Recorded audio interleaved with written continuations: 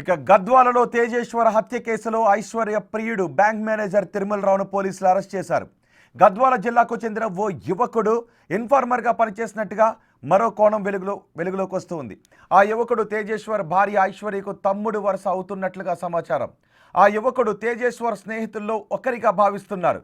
కొంతమందికి Kurnool Can Fin homes limited బ్యాంకులో లోన్లు ఇప్పించాడు. ఆ యువకుడు తిరుమలరావు సహకారంతో ప్రతి లోన్కు 2% కమిషన్ తీసుకున్నట్టుగా తెలుస్తోంది.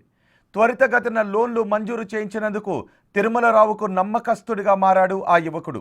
తేజేశ్వర్ ప్రతి అప్డేట్ను తిరుమలరావుకు అందించినట్టుగా తెలుస్తోంది. ఇప్పటికే పోలీసులు ఆ అనుమానిత యువకుడిని అదుపులోకి తీసుకున్నారు.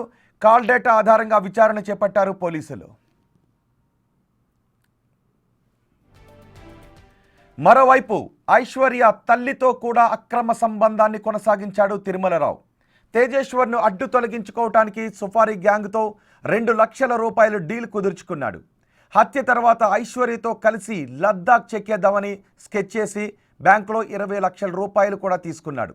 ఇందుకు నగేష్, పరశురాం రాజు అనే ముగ్గురికి తిరుమలరావు 2 లక్షల రూపాయలు సుపారీ ఇచ్చాడు. మృతదేహాన్ని కర్నూలు శివార్లోని ఓ రియల్ ఎస్టేట్ వెంచర్లో పూడ్చిపెట్టాలని ప్రయత్నం చేశారు. కానీ పోలీసుల విచారణ వేగంగా ఉండటంతో ఆ బాడీని రియల్ ఎస్టేట్ వెంచర్లో పూడ్చకుండా పాణ్యం దగ్గర పొదల్లో పడేసి వెళ్ళిపోయారు.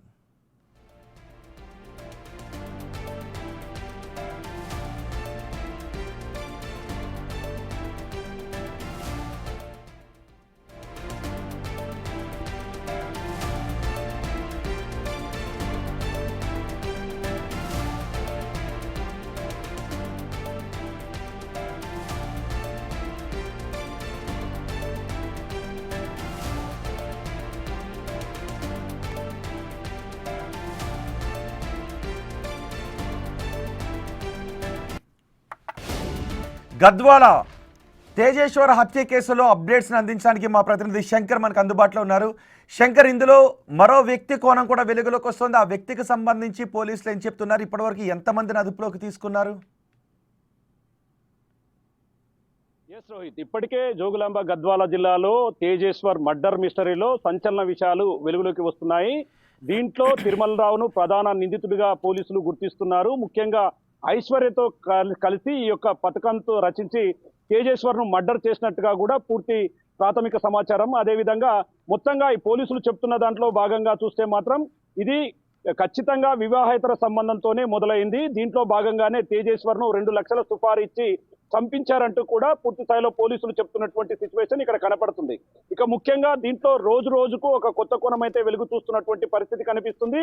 ఇప్పటికే రాజు, అదేవిధంగా పరశురాం, నగేష్, ఈ ముగ్గురు కూడా కారులో ఆయన్ని ఎక్కించుకు వెళ్ళి వెనక నుండి కత్తితో గొంతు కోస్తూ, అదే పక్కన ఉన్నటువంటి నగేష్ కూడా పూర్తిగా కత్తి తీసుకొని కడుపులో పొడవడంతో ఒక్కసారిగా తేజేశ్వర్ పూర్తిగా హత్యగావింపబడ్డాడు. దీంట్లోనే తేజేశ్వర్ కూడా వారిపై ఎదురుదాడికి దిగినట్లుగా కూడా సంచలన విషయాలు వెలుగులోకి వస్తున్నాయి. ముఖ్యంగా ఇప్పటికీ అతన్ని తిరుమలరావుకు సంబంధించినటువంటి ఒక భూమిలో పాతి పెట్టాలని, ఎస్టేట్లో పాతి పెట్టాలని చూశారు. కానీ ఆ పరిస్థితులు అనుకూలించకపోవడంతో ఆ నిర్ణయాన్ని మార్చుకున్న తర్వాత ఆ డెడ్ బాడీని పాణ్యం సమీపంలో పొదల్లో పడవేయడం జరిగింది. ఈ క్రమంలో పోలీసులు ఎంక్వైరీని ప్రారంభించారు. అయితే దీంట్లో మరొక ఇంపార్టెంట్ విషయం ఏంటంటే, ముందుగా తిరుమలరావు తన భార్యనే అడ్డు తొలగించుకోవాలని చూసుకున్నాడు. ఎందుకంటే తన భార్యను అడ్డు తొలగించుకుంటే ఐశ్వర్యతో పూర్తిగా సెటిల్ కావచ్చు, తనకు పిల్లలు లేరు కాబట్టి తన సొంత వారసుడు కావాలని కోరుకున్నటువంటి తిరుమలరావు పూర్తిగా దీనికి పథకం అయితే పెట్టాడు. కానీ ఇది పూర్తిగా ఇంప్లిమెంటేషన్ కాకపోవడంతో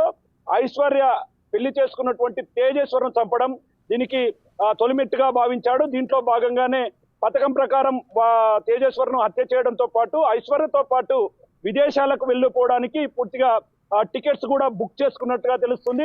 మొదటగా లదాఖ్ వెళ్ళి అక్కడి నుంచి పూర్తిగా విదేశాల్లో ఉంటూ తను వివాహేతర సంబంధాన్ని కొనసాగించవచ్చని భావించాడు. కానీ పోలీసులు దీన్ని పూర్తిగా చూడడంతో పాటు లుకౌట్ నోటీసులు జారీ చేశారు. ఇప్పటికీ ఒకవైపు పోలీసుల అదుపులో తిరుమలరావు ఉన్నట్టుగా తెలుస్తున్నప్పటికీ మరో 24 గంటల్లో ఈ యొక్క కేసును పూర్తి స్థాయిలో కంప్లీట్ చేస్తామని చెప్పి కూడా ఒకవైపు జిల్లా ఎస్పీ శ్రీనివాస్ చెప్తున్నటువంటి సిచ్యువేషన్ అయితే కనిపిస్తుంది. తెలుగు 2 రాష్ట్రాల్లో హాట్ టాపిక్ గా మారినటువంటి ఈ వ్యవహారంతో ఒక్కసారిగా అటు కుటుంబ సభ్యులు కావచ్చు, మరోవైపు ప్రజలు కూడా పూర్తిగా సీరియస్ గా ఉన్నటువంటి సిచ్యువేషన్. దీంతో సాయంత్రానికల్లా దీంట్లో ఒక క్లారిటీ వచ్చే అవకాశం ఉంది. ఇప్పటికీ ప్రధాన నిందితుడు ముగ్గురుతో పాటు ఐశ్వర్య అదేవిధంగా తల్లి సుజాతను కూడా అదుపులోకి తీసుకొని పోలీసులు విచారిస్తున్నారు. మరోవైపు పట్టణానికి చెందినటువంటి ఒక స్నేహితుడు తిరుమలరావుకు కొంత అప్డేట్ ఇచ్చాడనే క్రమంలో కూడా అతని కాల్ డాటాను కూడా చెక్ చేస్తున్నటువంటి సిచ్యువేషన్ అయితే ఇక్కడ కనిపిస్తుంది రోహిత్.